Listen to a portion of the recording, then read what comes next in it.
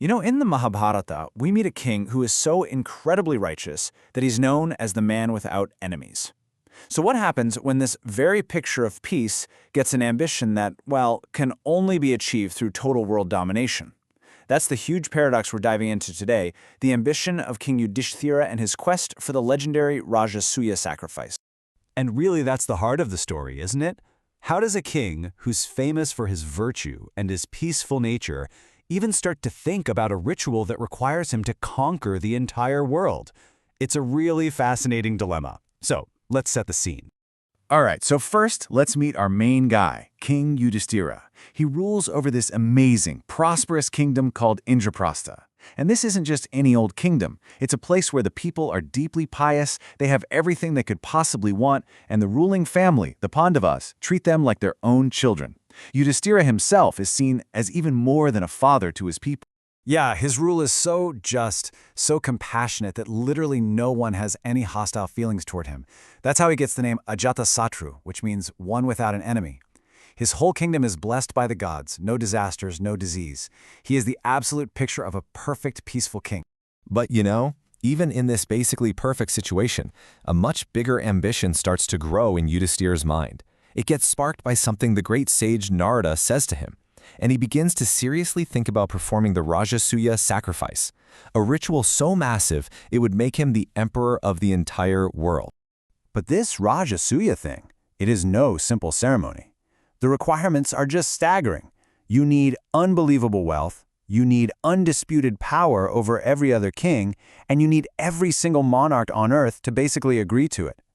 For a guy whose whole identity is built on having no enemies, this path seems to demand that he go out and make a whole bunch of them. And there is one enormous obstacle standing right in his way, a king who would never, ever bow to him, the mighty, wicked, and incredibly powerful King Jarasandha of Magadha. Jarasandha isn't just a rival. He is pretty much the exact opposite of everything Yudhisthira stands for. I mean, the contrast could not be more clear. On one side, you've got Yudhisthira, the pious king of this thriving, peaceful land, and on the other, you have Jarasandha, a totally ruthless conqueror who has his own dreams of becoming emperor. You can just feel it. These two are on a collision course, and there's no way to avoid it. And this is where it gets truly horrifying. This is where you see just how evil Jarasandha is. The source tells us he doesn't just defeat other kings, he throws them in prison with the chilling plan to sacrifice them to the god Shiva. This isn't just about political ambition anymore. It's pure evil. This raises the stakes from a simple power struggle to a fight against a terrible, terrible wrong. So, facing this just impossible challenge, Yudhisthira calls his council together, and it's here, in this meeting, that we find out what's really driving him. This whole ambition, it isn't for personal glory or some thirst for power. No, it's for something much, much bigger. And those are his own words. He comes right out and says it, "I don't want to rule the world for myself." He genuinely believes he's acting as a tool for the gods, trying to fulfill a divine purpose. This completely changes how you see his quest, right? It goes from a worldly conquest to a sacred duty. So what is this divine purpose? Well, it all boils down to one person, Krishna. Yudhisthira's ultimate plan is to use the Rajasuya as this massive stage to honor Krishna above everyone else. By having the greatest gods and kings in the world see Krishna worshipped as supreme, he hopes to establish his divine position for all time. So after laying out this monumental task and the terrifying problem of Jarasandha, Yudhisthira and his advisors talk through what to do. They weigh all the options, they consider the dangers, and after a whole lot of discussion, they all come to one single, unanimous decision. That's it. That's the plan.